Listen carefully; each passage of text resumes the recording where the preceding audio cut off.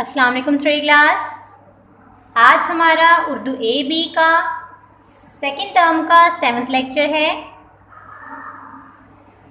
उर्दू ए का सबक नंबर 8 दादाबा के दोस्त, जिसकी आज हमने पढ़ाई, वजाहत और इमला करनी है।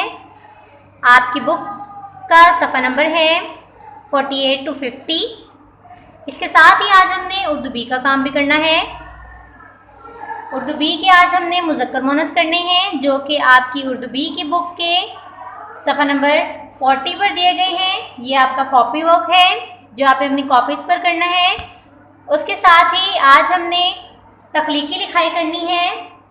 तख्लीकी लिखाई आपकी बुक के पेज नंबर 96 पर दी गई है। ये आपका बुक वर्क है। स्टूडेंट्स, सबसे पहले हम उर्दू ए का काम करेंगे। ये आपकी उर्दू ए की बुक है, आहंग उर्दू निसाबी सिलसिला। Now open your books.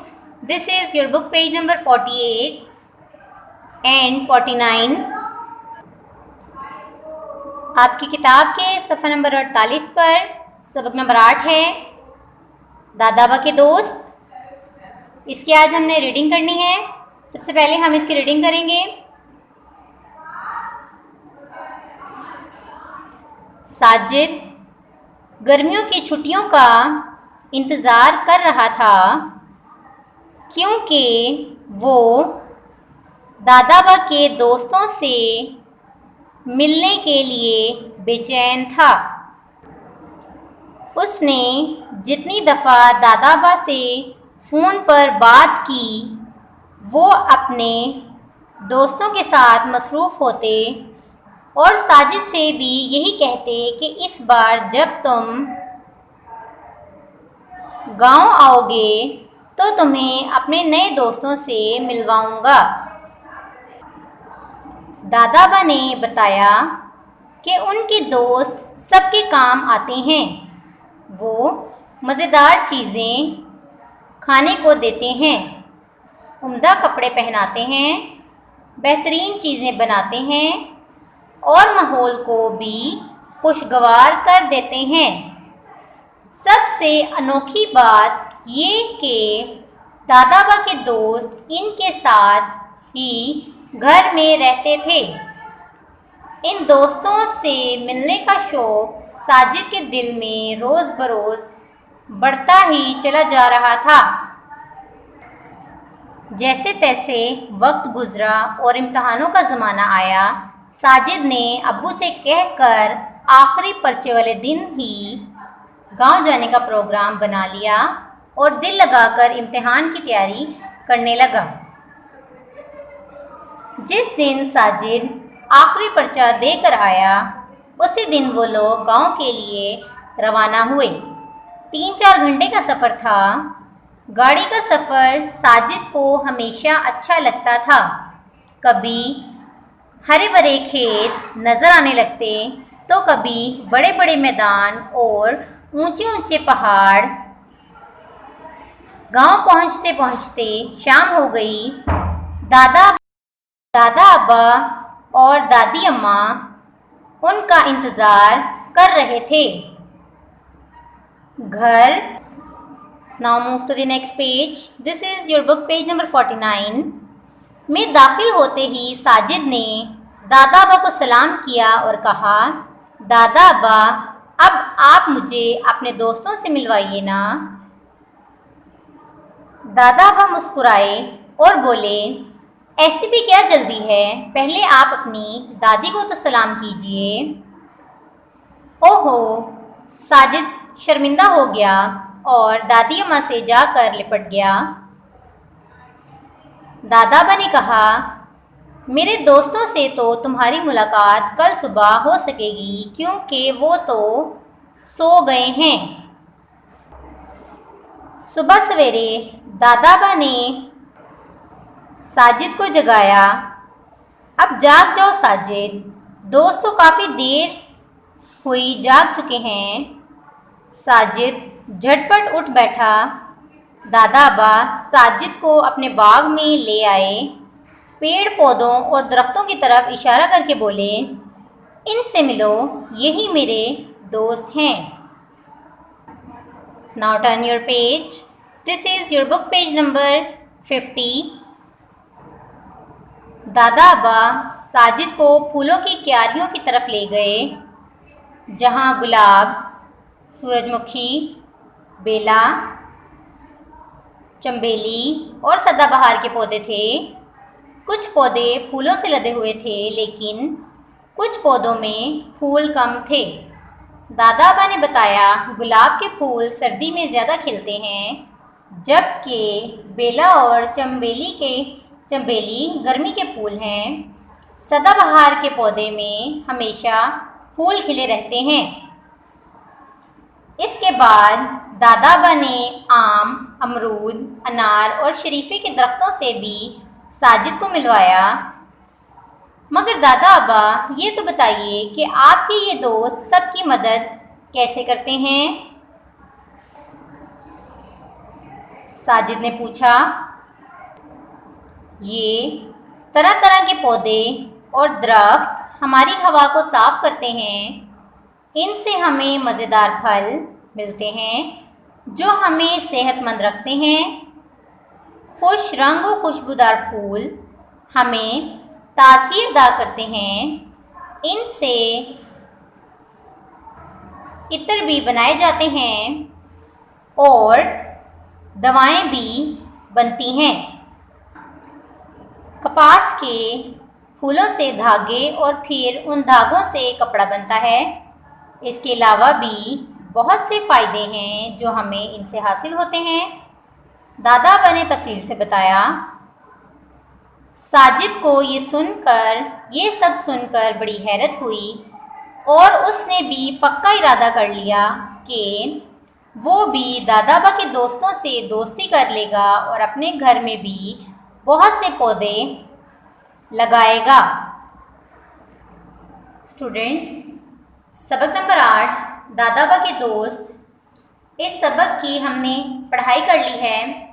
अब मैं इसकी थोड़ी सी वजाहत आपको करूँगी।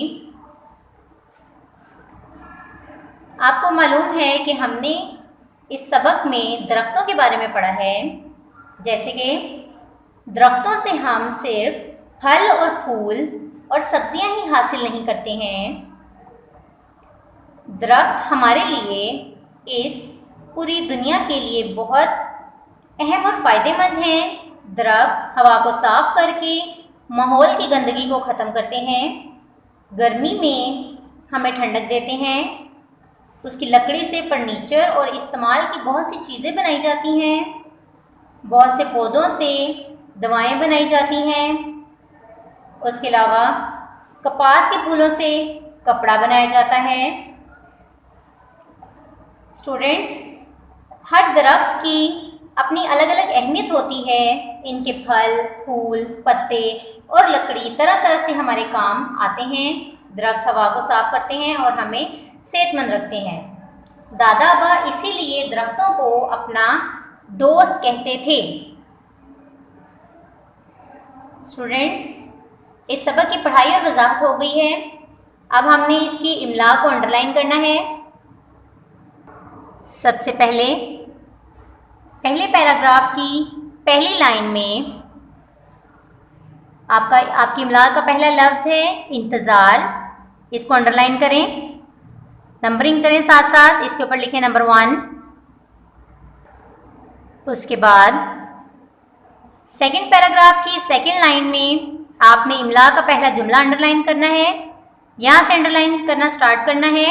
उम्दा कपड़े पहनाते हैं, बेहतरीन चीज़ें बनाते हैं और माहौल को भी खुशगवार कर देते हैं। यह आपकी इमला का पहला जुमला है। अंडरलाइन करें और नंबरिंग करें, नंबर 1। उसके बाद इसी लाइन में यहाँ पर एक लफ्ज़ लिखा है अनोखी। यह आपकी इमला का दूसरा जुमला है। इसको अंडरलाइन करें, नंबर 2 लिखें। उसके बाद इसी पैराग्राफ की लास्ट लाइन नंबर 4, आपने अपनी इमला का दूसरा जुमला अंडरलाइन करना है। यहाँ से अंडरलाइन करना स्टार्ट करें। इन दोस्तों से मिलने का शौक साजिद के दिल में रोज़ बरोज़ बढ़ता ही चला जा रहा था। यहाँ तक अंडरलाइन करना है, नंबरिंग करनी है साथ ही। नंबर 2 लिखें। उसके बाद थर्ड पैराग्राफ पर आ जाएं।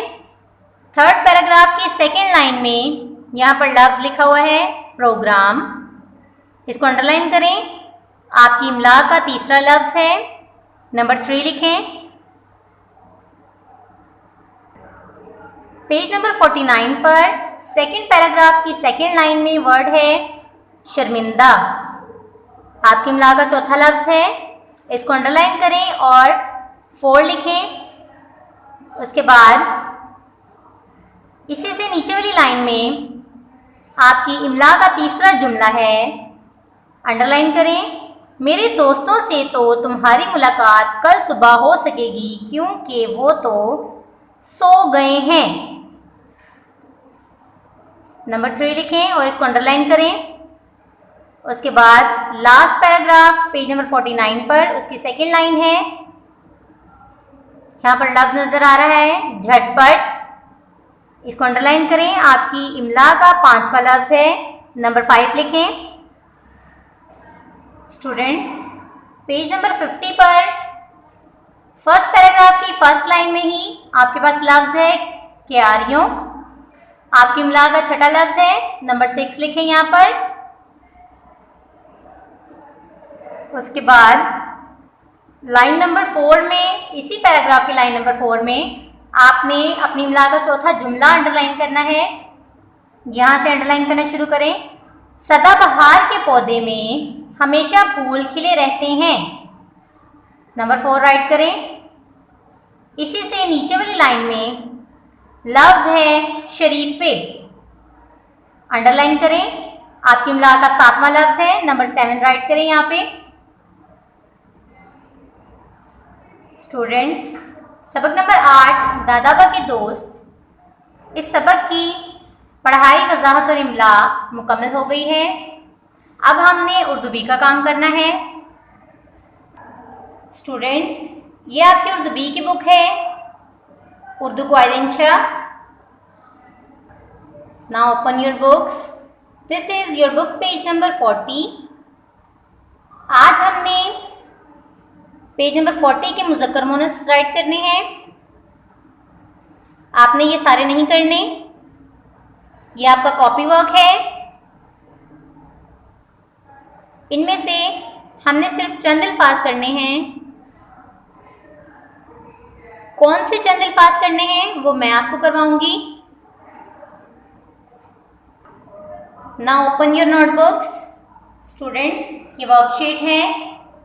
ये बिल्कुल वैसा ही पेज है जैसा आपकी कॉपी का पेज होता है। आपने अपनी उर्दू बी की कॉपी को रेडी करना है जैसे हम क्लास में करते हैं। जिन बच्चों की कॉपीज़ पे मार्जिन लाइन ड्रॉ नहीं हुई वो खुद ड्रॉ करेंगे और जिनकी हुई है वो कुछ नहीं करेंगे। आपने ये काम करते वक्त पेंसिल का यूज़ करना है, नीट एंड क्लीन राइट करना है और एक लाइन स्किप करके आपने ये काम करना है।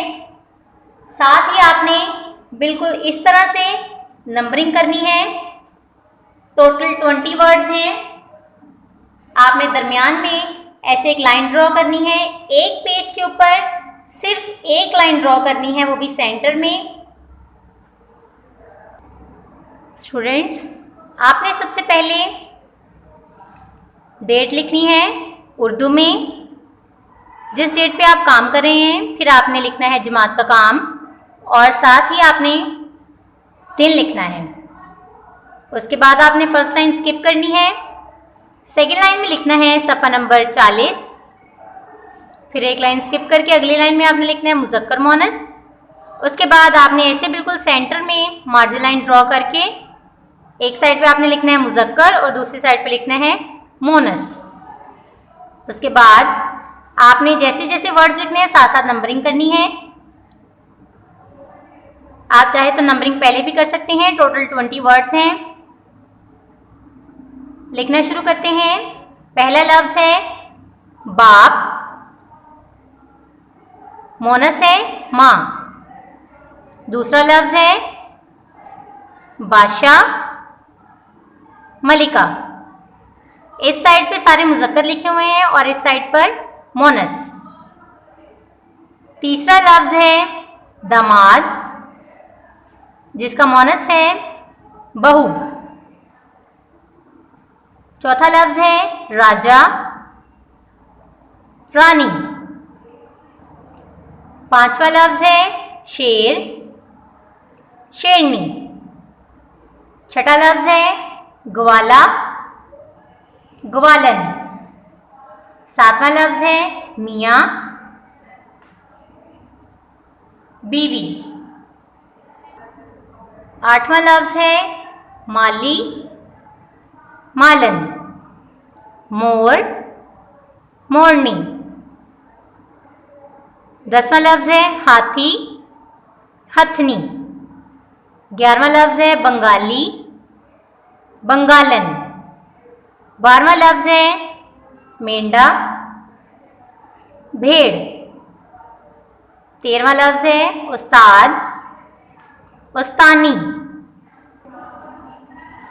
14वां लफ्ज है भाई, बहन। 15वां लफ्ज है बंदर, बंदरिया। 16वां लफ्ज है खालू, खाला।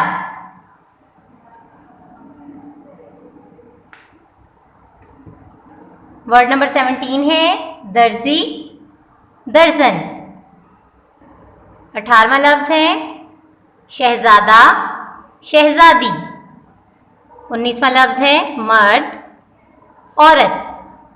20वां लफ्ज है मामू, मुमानी। स्टूडेंट्स, हमारे मुज़क्कर मोनस भी मुकम्मल हो गए हैं। आपने इनको अच्छे से याद करना है, इसकी प्रैक्टिस भी करनी है और इनको नीट अपनी कॉपीज़ पर भी राइट करना है। Students, now open your books. This is your book page number 96।